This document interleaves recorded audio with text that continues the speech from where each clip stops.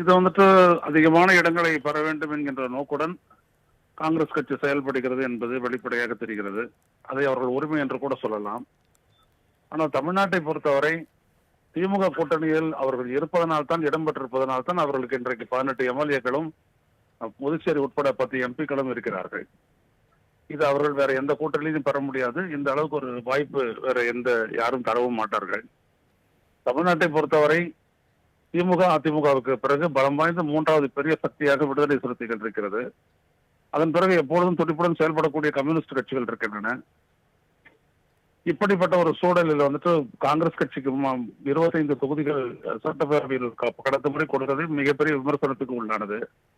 அந்த அளவிற்கு ஒரு பலம் வாய்ந்த சக்தி காங்கிரஸ் இல்லை என்றாலும் கூட ஒரு அகில இந்திய கட்சி அப்படின்றதுக்காகவும் இந்த இந்தியா கூட்டணி அப்படின்றத வந்துட்டு காப்பாற்றணும் அப்படின்றதுக்காகவும் திமுக அதற்கு ஒரு முன்னுரிமை கொடுத்து அந்த அளவிற்கு கொடுக்கிறது.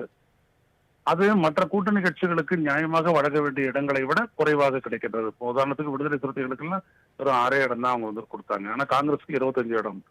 அந்த அளவுக்கு அது ஒரு பலம் வாய்ந்த ஒரு சக்தி கிடையாது என்பது அந்த கட்சி தனித்து போட்டியிட்ட போதெல்லாம் எவ்வளவு வாக்குகளை பெற்றது என்பது எல்லாருக்கும் தெரியும்.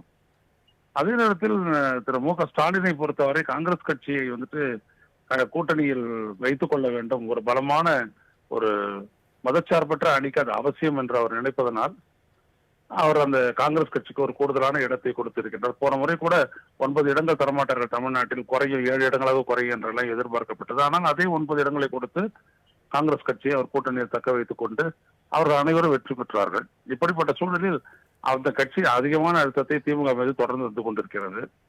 இது எப்படிப்பட்ட விளைவை ஏற்படுத்தும் என்பதை பொறுத்திருந்துதான் பார்க்க முடியும். ஏனென்றால் 2011 இப்படித்தான் அதிகமான அழுத்தத்தை கொடுத்து 63 தொகுதிகளை பெற்றது அந்த கட்சி.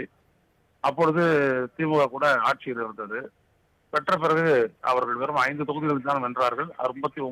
58 தொகுதிகளில் அவர்கள் தோற்றார்கள். காங்கிரஸ் கட்சி தோற்றது. இதெல்லாம் வைத்து பார்க்கும்போது காங்கிரஸ் கட்சியினுடைய பலம் தனித்த பலம் என்பதெல்லாம் எதுவும் கிடையாது. காங்கிரஸ் கட்சிக்கார ஒரு பலம் இருந்து ஒரு சட்டப்பேரவை தொகுதியில் கன்னியாகுமரியை தவிர்த்து பார்த்தால் 5000 வாக்குகளுக்கும் குறைவுதான். எனவே அந்த கட்சியை எவ்வாறு திமுக கையாளப் போகிறது என்பதை, திமுக தலைமை கையாளப் போகிறது என்பது மிகவும் முக்கியம். திமுகவை பொறுத்த வரைக்கும் இடதுசாரிகளும் அங்கே முக்கியமாக விடுதலை சிறுத்தைகள் கட்சிகளுக்கும் எப்படிப்பட்ட ஒரு முன்னுரிமை வழங்கி அவர்கள் இடங்களை அளிக்கப் போகின்றார்கள் என்பதை பொறுத்திருந்து பார்க்க வேண்டும். ஏனென்றால் அவர்கள் தான் வெற்றிக்கு மிகப்பெரிய அளவுக்கு பங்களிப்பவர்கள். அதை அவர்கள் எவ்வாறு செய்கின்றார்கள் என்று பொறுத்துதான் பார்க்க வேண்டும். காங்கிரஸை பொறுத்த வரைக்கும் இது ஒரு அழுத்தம் தரக்கூடிய நடவடிக்கை தான். இணைப்பில் வந்து தங்களது கருத்துக்களை பகிர்ந்ததுக்காக நன்றி திரு ஐயநாதன்.